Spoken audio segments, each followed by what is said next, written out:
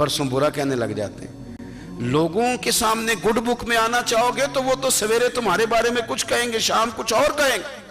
अपनी रूहानी जिंदगी आबाद करें, अपने मुसल्ले को वक्त दें और दुनिया से छुप कर, इस मोबाइल को बंद करके और अपने आप से भी छुप के और तन्हा होके छुपा के सारा कुछ अपने आंसू अपने रब की बारगाह में पेश करें, उसके हुजूर हाजिरी दें। सुनो ना तिरमिज़ी की हदीस और इसे याद रखना। नबी पाक अलैहिस्सलाम ने फरमाया, अपने दुख लोगों के सामने ना बयान करना, सेठों नवाबों को ना बताते फिरना, दुनियादारों के सामने जाके ना रोना कि मैं तकलीफ में हूँ। फरमाया अगर दुनियादारों को दुख बताओगे रब तुम्हें कभी गनी नहीं करेगा। और लोग हैं कि उल्टा मजाक उड़ाएंगे आपकी, जिससे बड़ी पक्की यारी है ना, पक्की, वो तब तक पक्की है जब तक आपने 50,000 मांगा नहीं। और जिस वक्त आपने कह दिया कि मैं मजबूर हूं मेरी मदद कर, तो फिर खत्म हो गई दोस्ती। लोगों की ताल्लुकात आपके साथ तब तक हैं जब तक आप उनसे कोई जरूरत वाबस्ता नहीं करते। करीम महबूब फरमाने लगे, बंदों के सामने दुख ना बयान करना, अल्लाह तुझे कभी गनी नहीं करेगा। तो अपने दुख अपने रब को बता, तू दुआएं मांग, तू उसकी बारगाह में हाजिर हो, तू उसके हुजूर अर्ज कर।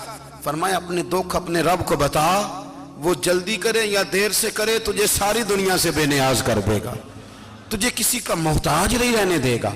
अपने मुसल्ले को, अपनी दुआओं, एक बुजुर्ग फरमाते मैंने दुआ मांगने का तरीका अपनी बीवी से सीखा। दुआ मांगने का तरीका अपनी, सीखने वाले तो अपने बच्चों से भी सीख लेते हैं, सीखने वाले तो हर एक से सीखते हैं। वो कहते हैं मैंने दुआ मांगने का सलीका अपनी बीवी से सीखा है। हजरत वो किस तरह? फरमाने लगे मेरी बीवी ने ना मुझे कोई काम बताया, कुछ पैसों की ज़रूरत के लिए कहा, तो मैंने उसे कहा कि भाई अभी मेरे पास नहीं है, कुछ दिनों में आते हैं तो मैं दे दूंगा।